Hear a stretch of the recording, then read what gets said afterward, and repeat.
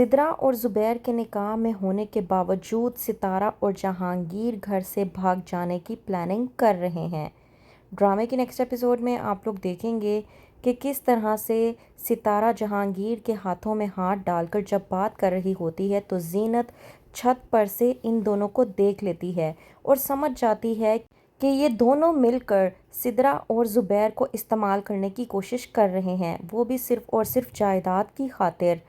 وہیں پر دوسری طرف زینت جو کہ اپنے حقوق میں تو بول نہیں پائی، لیکن جب بات آئی اس کی اپنی بیٹیوں کے حق میں تو وہ بولنے سے گریز نہ کر پائی۔ زینت جب دیکھتی ہے کہ جہانگیر اس کی بڑی بیٹی ثنا کو پریشان کرنے کی کوشش کر رہا ہے تو غصے کے عالم میں آ کر اپنی بیٹی کے کمرے میں جاتی ہے اور جہانگیر کو جا کر کہتی ہے کہ آپ اس گھر میں رہ رہے ہیں، مفت کی روٹیاں توڑ رہے ہیں، آپ کی اس گھر میں کوئی عزت نہیں ہے، تو بہتر یہ ہے کہ آپ اپنی عزت کہیں اور جا کر بنائیں اور آئندہ میری بیٹی کے نزدیک بھی نظر آئے تو آپ کی خیر نہیں ہوگی، کیونکہ میں اپنی بیٹیوں کی عزت اور حفاظت کرنا بخوبی جانتی ہوں۔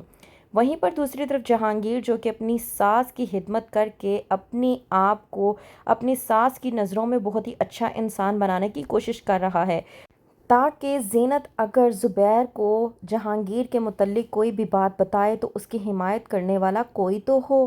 وہیں پر ستارہ کر رہی ہوتی ہے جہانگیر سے بات اور کہتی ہے کہ جب آپ کی شادی کسی ایسے انسان سے ہو جائے جس سے آپ کا مزاج نہ ملتا ہو تو اس طرح کا گھر، پراپرٹی اور پیسے کا کوئی مقصد نہیں بنتا۔ وہیں پر جہانگیر سدرا سے کہتا ہے کہ بالکل ٹھیک کہا، اب میری شادی دیکھو سدرا کے ساتھ ہوئی ہے، میرا تو اس سے نہ مزاج ملتا ہے اور سب سے بڑی بات تو یہ ہے کہ میرا تو اس کی شکل تک دیکھنے کو دل نہیں کرتا۔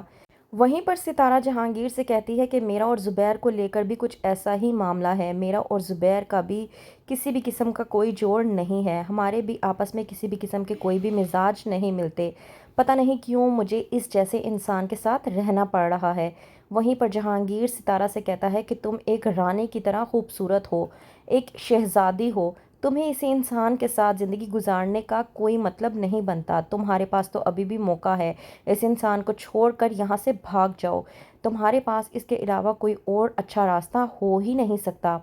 ستارہ جہانگیر کی بات سننے کے بعد حیران و پریشان ہو جاتی ہے اور سوچ میں پڑ جاتی ہے۔ وہیں پر دوسری طرف ستارہ جب آتا ہے زبیر تو اس سے بات کرنے کی کوشش کرتی ہے اور کہتی ہے کہ مجھے 10,000 روپے چاہیے، میں نے اپنی چاچی کو دینے ہیں۔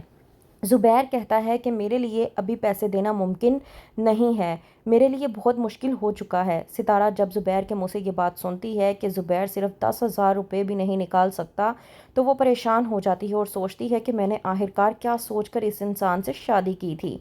وہیں پر دوسری طرف زینت جو کہ اپنی بیٹیوں کے حقوق کے لیے زبیر کے سامنے بات کرنے کی کوشش کرتی ہے تو زبیر زینت کو صاف انکار کر دیتا ہے۔ وہیں پر زینت بھڑکتی ہے اور کہتی ہے زبیر سے کہ آپ بس کر دیں، میں نہیں دیکھتی کیا آپ ہر کسی پہ پیسے لٹاتے پھرتے ہیں، شہانہ نے مانگے آپ نے اس کو دے دیے، سدرا مانگتی ہے آپ اس کو دے دیتے ہیں، ہر کسی پر ایرے گیرے پر پیسے لٹاتے پھرتے ہیں، لیکن جب بات میری بیٹیوں کی آتی ہے تو آپ کی جیب سے 1 روپیہ بھی نہیں نکلتا۔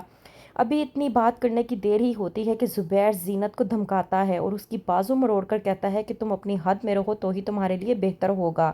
تمہارے اخراجات پورے کر رہا ہوں، اس سے زیادہ میں کچھ بھی نہیں کر سکتا اور اس سے زیادہ کی امید رکھنے کی بھی کوئی ضرورت نہیں ہے۔